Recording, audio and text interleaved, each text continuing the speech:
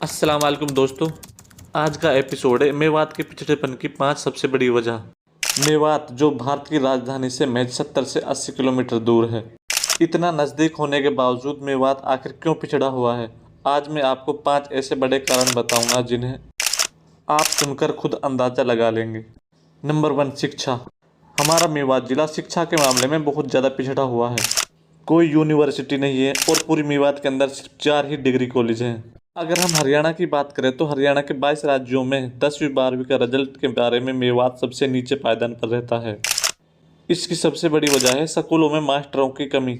मेवात के सभी सरकारी स्कूलों में टोटल मास्टरों की संख्या है 8,506, जिनमें से 3,425 टीचर ही स्कूल में पढ़ाते हैं और बाकी बचे 4,181 मास्टरों के पद खाली रहते हैं, यानी आधे से भी ज़्यादा। कुछ ऐसे स्कूल भी हैं जिनमें प्रिंसिपल की पोस्ट भी खाली पड़ी है। जब टीचर्स ही नहीं रहेंगे तो बच्चे कैसे पढ़ेंगे। पूरी मेवात के अंदर चंद ही सरकारी गर्ल्स स्कूल हैं और उनमें भी कोई परिवहन सुविधा नहीं है, जिनके कारण 75% लड़कियां तो बीच में ही अपनी पढ़ाई छोड़ देती हैं, क्योंकि मेवात में 10% लोग शहर में और 90% लोग गाँव में रहते हैं।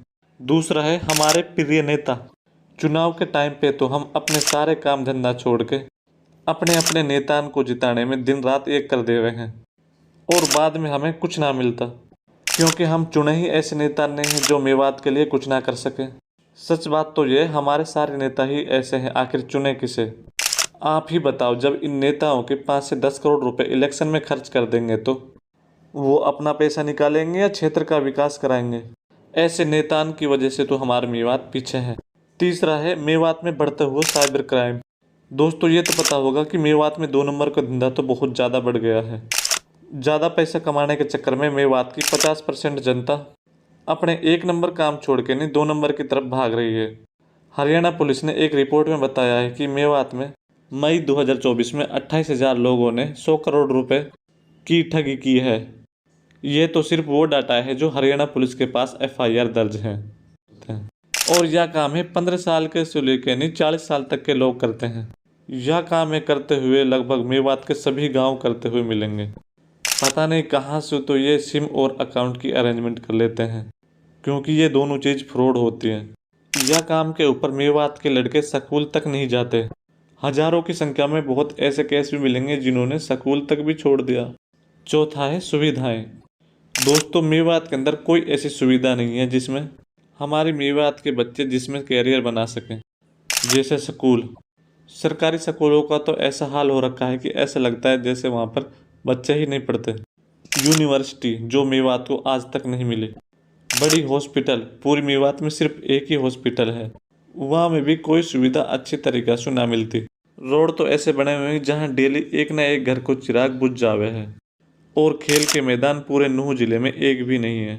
दोस्तों, हमारे मेवात के अंदर बहुत सी ऐसी जगह हैं जहाँ पीने तक का पानी भी नहीं है।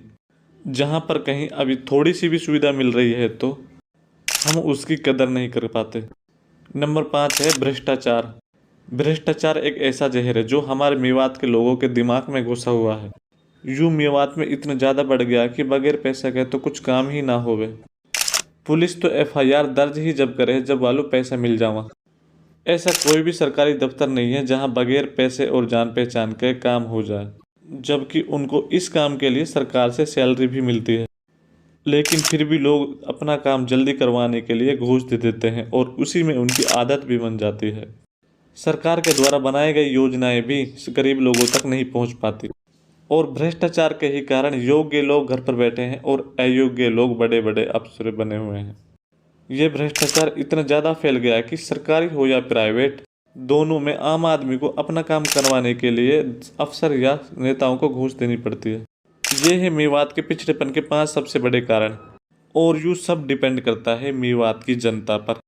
हम सबको मिलकर स्कूलों को ठीक करना होगा। मेरा मानना तो यह है कि सप्ताह में पेरेंट्स को एक बार स्कूल ज़रूर जाना चाहिए। वहाँ पर जाएंगे तो आप स्कूल और बच्चे दोनों के बारे में जान सकेंगे कि यहाँ क्या चल रहा है। नेता की तो बात ही छोड़ दो, लेकिन फिर भी उस नेता को चुने जो विकास कराए। साइबर क्राइम, इसके लिए तो सरकार को सख्त से सख्त कदम उठाने चाहिए।